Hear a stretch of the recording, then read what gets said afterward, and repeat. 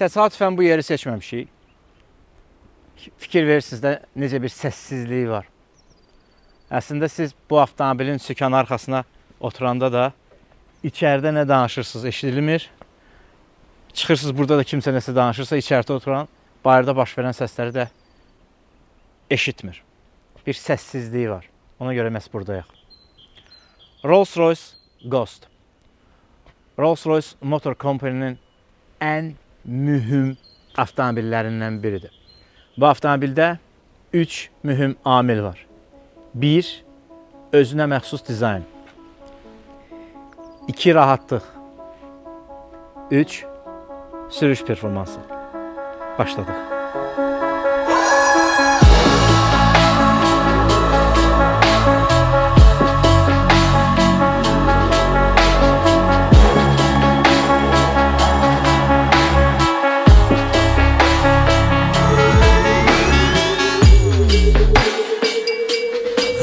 Deməli, Ghost adının əsası 1906-cı ildə istehsal olunmuş əfsanəvi Silver Ghost'un adından gəlir. Yeri gəlmişkən mən həmin avtomobili çox yaxından görmüşəm. Dohada keçirilən avtomobil sərgisində, bir kolleksiyada məhz o avtomobili də görmək olurdu. Silver Ghost'u bərpa edilmiş versiyada həmin avtomobili görmək olardı. Daha sonra isə 2009-cu ildə Frankfurt avtomobil sərgisində Rolls-Royce özünün Ghost'unu təqdim etdi.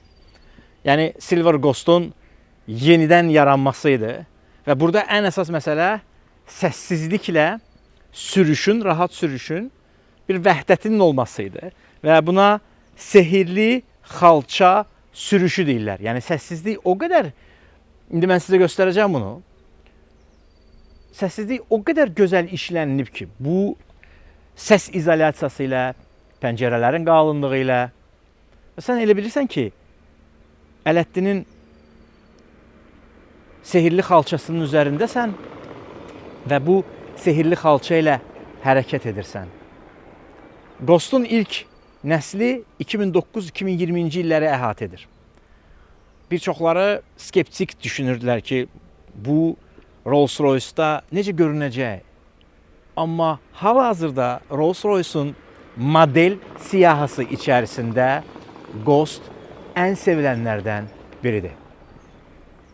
2020-ci ildə ikinci nəsil Ghost işıq üzü görür. Bu ikinci nəsil Ghost'dur. Və burada post-opulence kəlməsindən istifadə olunur. Bu nədir? Sonradan gələn gözəllik və ya sonradan qazanılmış gözəllik. Bu avtomobilin dizayn fəlsəfəsində sadəlik və sofistika var. Belə baxanda avtomobilin dizaynında biz nə görürük?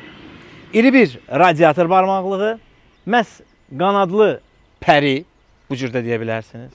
Rolls-Royce yazısı, gündüz hərəkət fənərləri və uzaq vuran və yaxın vuran işıqlar və ikinci mərtəbə yenə də hava çəkən barmaqlıqlar. Yandan da baxanda biz yalnız möhtəşəm bir böyüklükdə və ölçüdə bir avtomobil görürük.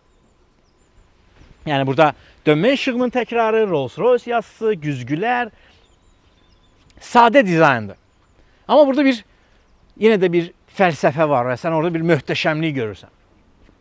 Baxanda 7-ci seriya BMW-ni xatırlayırsınız da. 7-ci seriyan BMW-nin o əsas gövdə dizaynı məhz Ghost'dan götürülüb və iki cür ənənəvi Rolls-Royce üslubunda açılan qapılar, yəni bu cür və bu cür. Bu qapılar effortless doors adlanır, yəni əziyyətsiz qapılar. Əziyyətsiz bağlanır. Ən çox xoşumuza gələn nöqtələrindən biri bu. Yağmurlu London havalarında, Britaniya havalarında olan bu çətirin gizləndirilməsidir. Özü də arxa qapıda. Niyə görə arxa qapıda? Çünki bu avtomobil sürücü avtomobili deyil, bu sərnişin avtomobilidir və sərnişin çıxanda sər və ya mis, madam başını tutursan bu çətirdən və hərəkət edirsən. Əziyyətsiz qapıların ən gözəl xüsusiyyəti odur ki, bu rahat açılır və rahat da bağlanır. Kiməsə deməyə ehtiyac yoxdur ki, qapını çırpma. Rolls-Royce özü bilir qapını necə çırpmaq lazımdır. Belə bir avtomobil olanda nə istəyə bilərsən? Yəqin ki, bu avtomobilə baxmaq üçün çoxlu pul. Avtomobilə arxa tərəfdən baxanda bu dizaynında klassika ilə müasirliyin qarışdığını görmüş olarıq. Yəni burada arxaya hərəkət fənəri ağ rəngdə, qırmızı rəngdə stop işıqlar, qırmızı rəngdə işıq qaytarıcılar. Burada bir müasirlik elementi var. Hətta bu xətlər belə bizə nəyisə göstərir. Amma həm də arxada baxanda görürük ki, burada bir klassik dizayn var. Səs boğucuların iki başlığının çıxmasından asılı olmayaraq ki, növbəti illərdə artıq bunun tam üzəri bağlanacağı da var. Çünki elektrik var, tam hibridə keçəndən sonra və ekoloji standartlar, biz ekologiyaya əməl edirik deyib, alt hissədə gizlətmələr də var. Müəyyən bir şirkətlər onu edirlər. Yəni, biz avtomobilə arxa hissədən baxırıq və görürük ki, bəli, burada bir klassika var, Rolls-Royce klassikası, amma müasirliklə bir vəhdət təşkil edir. Avtomobilə bu hissədən baxanda isə, yandan baxanda isə bu xətt elə belə deyil. Təsəvvür edin ki, bu xətti xüsusi adam var, əllə, yəni fırça ilə ayrıca bu xətti çəkir. Yəni burada əl işi ilə müasir mühəndislik fəlsəfəsinin bir birləşməsi var. Amma bu avtomobilə əyləşiriksə, mütləq arxada əyləşməliyik. Əyləşirsiniz arxada, düyməni belə basırsınız. Oturdunuz və artıq səssizliyi hiss edirsən. Hələ bizdə burada qapı açıqdır. Starlight Headliner. Ulduzlu səma tavanı və əlimizlə belə yaxınlaşdırsa burada bir LED işıqların, minlərlə LED işıqları görə bilərik və buradan onu kontrol eləmək olur. Yəni onun parlaqlığını daha sönük olsun, daha parlaq olsun, yansınmı, sönsünmü, bu düymələrlə kontrol etmək olar. Əyləşəndə nə hiss edirik? Bizi məst edəcək materiallardır. Yəni yüksək keyfiyyətli dəridir, yüksək keyfiyyətli ağac işləmələri və plastik və metal işləmələridir. Hər zaman deyirik bu tip avtomobillərdə, yəni lüks segment avtomobillərdə ağac ağacdır, metal metaldır, plastik də plastikdir, dəri də dəridir. Oturmuşsunuz maşında, başınız yastıqda, birdən dediniz ki, mənim işlərim də var və ya darıxıram. Sadəcə düyməni bastınız və bir dənə belə düymə. Artıq masa və üzərində monitor açılır və siz buradan artıq avtomobilin bütün multimediasını idarə etmiş olursunuz. Və ya basırsınız ki, bezdim bundan, onu yığışdır mənim üçün, yığışdıracaq. 2 zonalı klimat kontrol, bunlar hamısı artıqdır demək. Yəni bu Ghost'dur və oturacaqların kontrol olması da əlinizin altındadır. Özünüzə uyğun yaddaşa vermə də olur. Yəni bu avtomobildə siz mütləq surətdə bir qonaqsınız. Siz sürücü deyilsiniz, amma siz sürücü olsanız sizi bu sükan arxasında nə gözləyir? Keçək ön hissəyə. Belə rahat bağlanan qapılar, heç əziyyət çəkmirsən, belə tutur saxlayırsan. Qapı bağlandı. O səssizlik necə qəşəngdir burada. Mükəmməl bir səssizliyi var. Head-up display, rəqəmsal alətlər paneli, Burada ulduzlu səmanın təkrar paneldə yazılması və Ghost yazısı. Yumru, hava vurucuları, metaldandır, metalın da soyuqluğunu hiss edirsən. Piano tipli düymələr, bunlar yeri gəlmişkən həm də sensorludur. Havalandırma sisteminin işə salınması və həm də klassik üslubda soyuq və istinin vurulması. Start-stop isə sol tərəfdədir. 6.7 litrlik V12 mühərrik işə düşür. Qapıları bağlayandan sonra o səsi demək olar ki, eşitmirik. Nədir bu avtomobilin kapotunun altında və bu avtomobil bizə yolda nəyi söz verir? Gedək. Bu avtomobilin sükanı arxasında olanda sizin üçün mühərrikdə olan ən səssiz avtomobil təqdim olunur. Bir nahamarlıqdan keçəndə çox yumuşaq keçirsən, səssiz xalça kimi. Oydu. 2. V12 mühərrikdir. 6.7 litrlik V12 mühərrikdir. 856 torkdur, Newton-metr torkdur. 568 at gücüdür. Və bu 4 təkərin üzərində olan ən səssiz avtomobillərdən biridir. Və 0-dan 100-ə 4,8 saniyəyə sürətlənir. Yəni deyirsən ki, bu boyda avtomobil o necə yük sürətlənə bilər? Və sürətlənir. Biz bu avtomobil haqqında nə bilirik? Biz bu avtomobil haqqında bilirik ki, bu bir dizayna malikdir ki, hamının gözü bundadır. 2. Elə bir rahatlıqdır ki, biz indi avtomobilin içindəyik.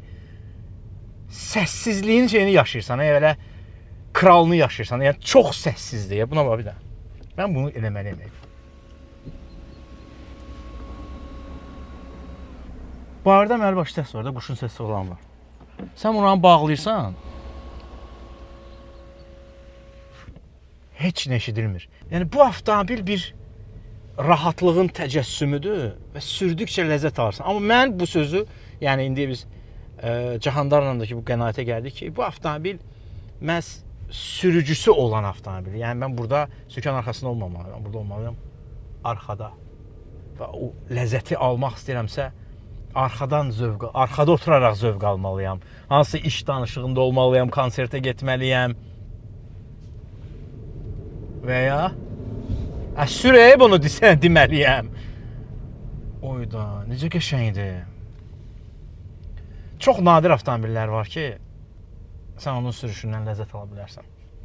İndi Candar da özü testlər edir, çəkir, kolleqamıza çevrilir və o da təsdiqləyər ki, bu rahatlığı...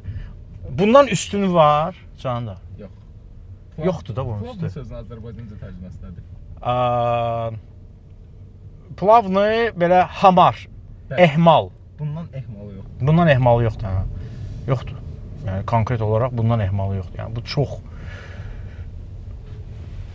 ləzzətlidir də. Deməli, biz niyə buradayıq? Côte d'Azur'da nə üçün gəlmişik? Biz burada Rolls-Royce Ghost sürürük, bir də Rolls-Royce Spectre test edəcəyik. Rolls-Royce'un ilk elektrik avtomobilini. Amma iş burasındadır ki, 1920-ci illərdə bura İngilis zadəganlarının gəlib qışda istirahət etdiyi və orqanizmlərini müalicə etdiyi yerlərdən biridir. Və Rolls-Royce şirkətinin sahibi 2 avtomobili burada test edib. Daha doğrusu mühəndisliyin burada yaradılıblar. Biri Silver Ghost'dur ki, Ghost'un adı ondan götürülüb. Bir də ilk Phantom'dur 1926-cı ildə. Və onlar mühəndislər burada işləyiblər. Mühərriklər buradakı dağlarda test olunublar. Və ona görə biz bura təsadüfən gəlməmişik. Yəni burada avtomobil ona görə bizə gətirib veriblər ki, bu avtomobillər burada test olunub. İndi Spectre test edəndə deyəcəm sizə. 100.000 kilometrə qədər bu avtomobillər mühəndislik testindən keçirlər. 100.000 kilometrə qədər. Və təsəvvürsən, sən bir maşın alanda, sən artıq bilirsən ki, bunu sənə qədər 100.000 kilometrlik məsafələrdə test ediblər. Müxtəlif hava şəraitlərində idarə ediblər.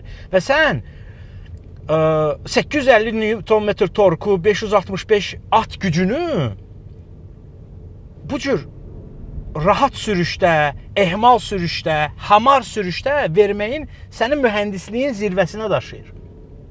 Rolls-Royce mühəndisliyin zirvəsini yaşayan bir şirkətdir. Və onun üstünə heç bir başqa bir şirkət yoxdur. Elə bir saat dünyasının Rolex-idir də bu. Yəni avtomobil dünyasının Rolex-idir əslində. Və sən bu avtomobili idarə edəndə əslində Candar, sən bilirsən pulu nəyə vermirsən. Bu avtomobildə oturanlar çoxlu multimedia sistemində belə fişkalar falan olsun görə oturmur. Burada dərinin keyfiyyəti, qapı tutacaqların altındakı işıqlar, metal başlıqlar, mühərrik, rahatlıq, səssizlik. Və niyə görə səssizlik? Hamı konkret olaraq bu məsələ ilə bağlı danışırsa, gəlin, biz maşında səssizliyi niyə görürük? Çünki avtomobildə oturan zadəgan, biznes adamı, səs ona mane olmamalıdır. O səssizlikdə istirahət edə bilər, iş danışa bilər. müxtəlif mövzuları müzakirə edə bilər, telefon danışıqları edə bilər. Səssizlik onun üçün çox vacibdir. Hamar yürüyüş nədir? Avtomobildə əyləşibsə, o narahat getməməlidir. Dinamika nədir? O işlərin ardıca çox sürətlə və vaxtında gedib çatmalıdır. Və üstə gəl, Rolls-Royce bir statusdur. O həm də bu rahatlıqla, bu güclə, bu performansla özünün statusunu göstərir. Sanki bu avtomobil, yəni bilirəm ki, bizi izləyən adamlar arasında bu ilhamlananlar var. Bu avtomobili xəyal edənlər var. Bəs bu avtomobilə kimlər sahib olurlar? Öz xəyallarını yüksəkdə tutanlar. Ona görə xəyalınızı yüksəkdə tutun. Növbəti videoda görüşərik. Qismət olsa.